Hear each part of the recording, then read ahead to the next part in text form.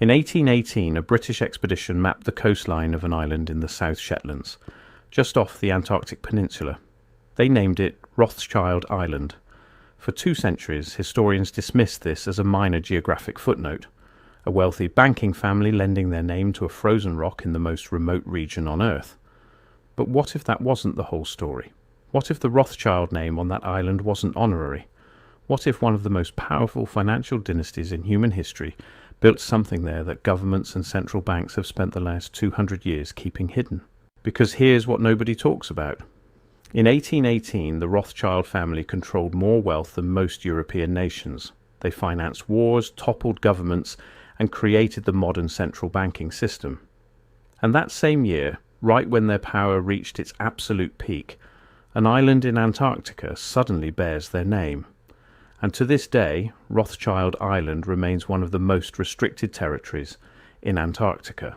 No research stations, no documented expeditions, no satellite imagery with any meaningful resolution, just a frozen landmass that supposedly holds nothing of value, yet remains completely off limits to everyone. The Rothschild banking dynasty didn't just finance the Industrial Revolution, they engineered the global financial architecture that still controls how money moves across every border on the planet. And if you follow the paper trail of gold shipments, naval records, and suppressed expedition logs from the early 1800s, a very different story starts to emerge about what they were really building in Antarctica. Nathan Mayer Rothschild arrived in London in 1798 with a vision his father's Frankfurt banking operation couldn't contain. He recognized that whoever controlled the flow of money between nations would control the nations themselves. By 1815, the Battle of Waterloo gave him that control. While the common story claims Nathan used insider information to profit from the stock market, the truth is darker. His courier network delivered news of Napoleon's defeat a full day before the British government knew. In that window, Nathan bought British government debt at pennies on the pound. When the victory was confirmed, he owned leverage over the British Empire itself. Within 3 years, the Rothschild family controlled bond markets across Austria, France, Naples, and Prussia. 5 brothers in 5 capitals, moving money faster than any government could track. They were the invisible engine behind European politics. And 1818 was the year everything changed.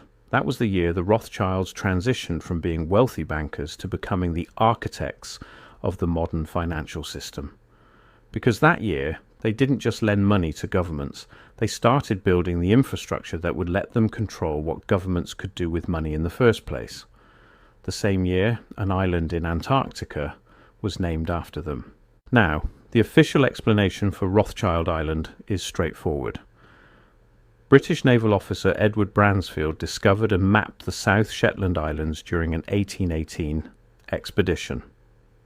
He named various features after patrons and notable figures of the time. Rothschild Island was supposedly named to honour the banking family, perhaps in hopes of future financial support for expeditions. That explanation works if you ignore 3 inconvenient facts. First, Edward Bransfield's expedition logs from 1818 contain a 6-week gap. From late November to early January, there are no recorded observations, no daily logs, nothing. For a Royal Navy officer whose entire job was documentation, that's not just unusual. It's impossible under Admiralty regulations. Second, the Rothschild family made an unusually large payment to the British Admiralty in early 1819. The payment was recorded in parliamentary finance records, but the stated purpose was listed as survey and mapping services. Standard payments to the Admiralty for civilian map commissions were a few £100. The Rothschild payment was £40,000.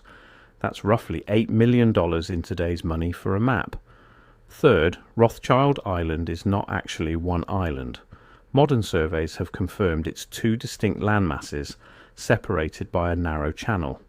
But every map from 1818 until 1957 showed it as a single island, which means either British cartographers were incompetent for 140 years, or somebody intentionally obscured the true geography of the location.